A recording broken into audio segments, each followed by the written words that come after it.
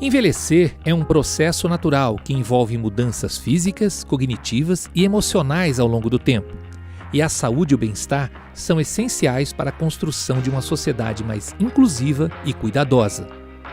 Foi com essa preocupação que a Universidade Presbiteriana Mackenzie e o Hospital Santa Isabel, comprometidos com a promoção da saúde e qualidade de vida, desenvolveram a série de podcast Longevidade, Envelhecimento Ativo e Saudável. A série é uma contribuição dessas duas instituições, visando a que o indivíduo tenha mais qualidade de vida de forma ativa e plena, com foco no equilíbrio físico, mental e social.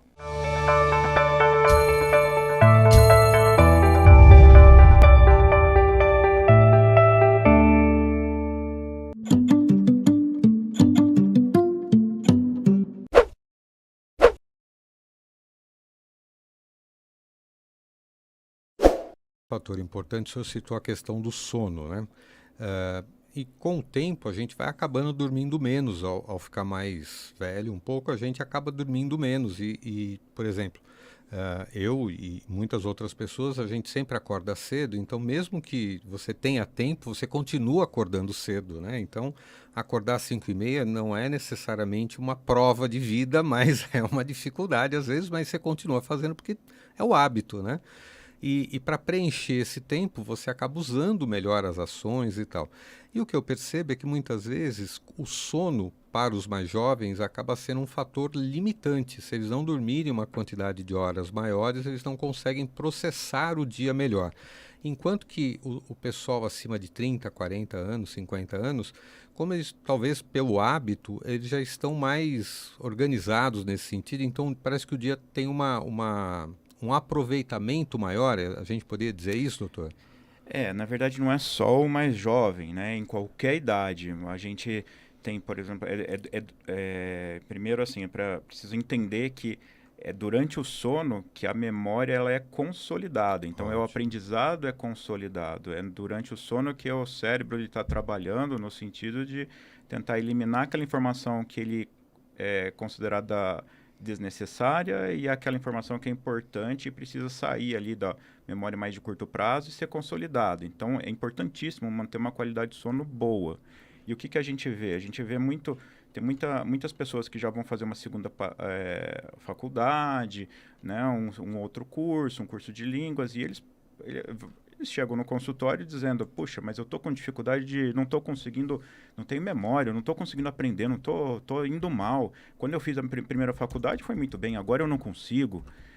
Mas aí você vai ver, ele está tentando colocar a carga horária da faculdade dele numa rotina de trabalho, e isso está impactando o quê? A quantidade de horas de sono. Teoricamente, como ele está adulto, ele acha que ele tá levando bem o dia, ele aprendeu a lidar com isso, mas isso está fazendo falta. Então, ele faz falta no sentido de diminuir a capacidade de memorização, de reter aquilo que ele está aprendendo. Então, isso vai comprometendo. A hora que a gente vai olhando essas medidas e conseguindo orientar a mudança na rotina de vida, ele vai melhorando o desempenho dele. Professora, tecnicamente, no dia a dia também o professor acaba quase que servindo como um mentor e um coach ali, ajudando os alunos a organizarem esse processo de aprendizado, né, em blocos, em períodos, né? Olha, estude isso, tente aquilo, faça desta forma, até porque os alunos já chegam na graduação e na pós-graduação com uma série de metodologias, né, das outras vidas, dos outros processos acadêmicos. Como é que a gente organiza isso na vida adulta, né? Porque aí a gente tem família, tem filhos, tem supermercado, tem trabalho, tem médico, tem N ações ali no dia a dia que a gente não é só o estudante, né? Quando a gente está numa vida mais madura, a gente tem N outras ações. Como é que a gente consegue organizar esses processos? Aí já é quase terapia, né, na realidade a gente tem de buscar um equilíbrio entre todas as tarefas do dia, né? A gente não deve focar todas as nossas fichas numa área, porque uma outra área vai sofrer com isso. E aí, mesmo na graduação, eu diria até na educação básica, a gente precisa trazer isso para os alunos, né? Na educação básica, a Base Nacional Comum Curricular fala da questão da saúde, que não é só a saúde física, mas é a saúde mental, né? Então, o aluno, será que ele está fazendo a divisão correta entre as coisas? Então, as crianças gostam muito de videogame? Não dá para ficar a tarde inteira no videogame, né?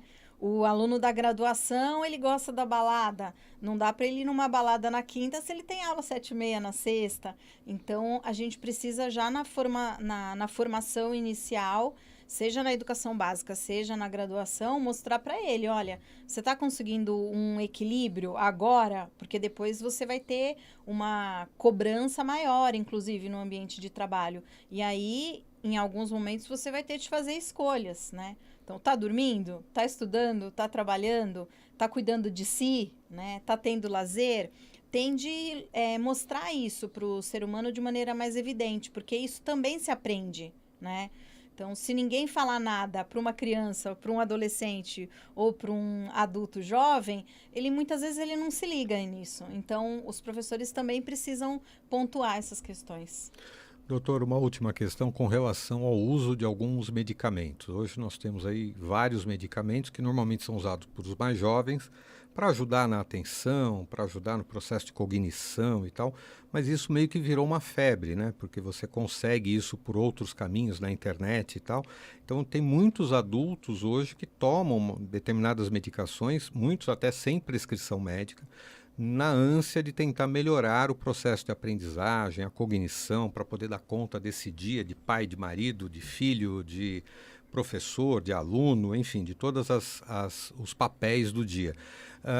Como é que a gente pode orientar melhor esse adulto, esse cidadão, nesse uso dessas medicações? Porque, principalmente pelo uso de forma desorientada e não acompanhada de um trabalho médico, isso pode ser até muito perigoso. Álvaro, a primeira coisa é que assim, as medicações existem para uma indicação precisa, né? Então a primeira coisa é ter um diagnóstico preciso. As pessoas precisam buscar um diagnóstico. Nem toda dificuldade de aprendizado está relacionado com uma doença, um problema, um transtorno que precisa ser medicado, né? Não são todas as condições. Existe uma tendência às pessoas procurarem um consultório já considerando que tem um problema de aprendizado que envolve, que vai se resolver com uma medicação, e não é bem assim. Muitas vezes é essa mudança na rotina. Eu costumo tentar colocar como exemplo que, por exemplo, o déficit de atenção. Bom, o déficit de atenção é um sintoma, ele não é por si uma doença. O déficit de atenção que atrapalha o aprendizado, ele pode ser causado por N coisas, como um problema no sono, que eu coloquei, o estresse, as preocupações, uma série de coisas. E às vezes a gente, resolvendo essas outras coisas, a gente já resolve o problema com a atenção e não tem indicação nenhuma de sair supermedicando essas pessoas. Importantíssimo. Professora, por outro lado, também no dia a dia das aulas, nós temos os alunos, tanto adultos quanto mais jovens, que já apresentam os seus laudos e já nos ajudam a ter uma noção melhor. Como é que tem sido o trabalho com esses jovens e adultos que também já apresentam, aí, como o doutor disse, um diagnóstico, tem algumas necessidades especiais para serem trabalhadas no dia a dia das aulas? Eu acho interessante quando o ser humano encontra caminho, né, para viver melhor, mas em alguns casos a impressão que se tem é que há um aumento significativo do número de pessoas realmente tendo diagnósticos e tomando remédio, né? Eu já vivia isso na educação básica. Eu lembro que às vezes eu tinha alunos que eram muito agitados, que não paravam quietos, e aí, de uma semana para outra, depois de 15 dias, eles começavam a ficar mais calminhos e alguns chegavam a dormir em aula, né? E aí, quando chegava a reunião de pais, a gente comentava isso com o pai ou com a mãe. Olha, mas ele era tão agitado e agora tá tão calminho, o que que tá acontecendo? Não, tá tomando remédio, graças a Deus, agora ele tá calmo. Eu falava, mas tá calmo demais, né? Tá dormindo em sala de aula, já é cedo, né, a educação básica. E na graduação também, então alguns usam talvez o diagnóstico para deixar de cumprir algumas tarefas, e aí é ruim, né? A gente, na verdade, precisa do diagnóstico para muitas vezes dar mais tempo para o aluno fazer a atividade que ele tem direito por lei, né? Oferecer um auxílio durante a atividade, porque, de novo, ele tem algum tipo de atipicidade e ele precisa desse auxílio, mas não para justificar a falta de entrega de atividade, a ausência em sala de aula, nada disso, né? Então, novamente, o professor ele precisa ser sensível até para mostrar para o aluno, olha, você tem esse laudo, mas o que que a gente vai fazer com ele? A gente vai encontrar caminhos. A gente não vai usar esse laudo para você deixar de fazer atividades ou não desenvolver habilidades. Muito bom. Quero agradecer aqui a participação do Dr. Gustavo Protti, neurologista do Hospital Santa Isabel. E obrigado, doutor. Prazer em tê-lo aqui novamente. Foi um prazer, Álvaro. Quero agradecer a professora doutora Valéria Martins, professora da pós-graduação em letras aqui da Universidade Mackenzie. Também foi um prazer tê-la aqui, professora. Eu que agradeço, Álvaro. Lembrando que este é um programa especial desenvolvido da parceria da Universidade Presbiteriana Mackenzie com o Hospital Santa Isabel. Eu sou o professor Álvaro Bufará e nos vemos no próximo episódio. Obrigado e até lá.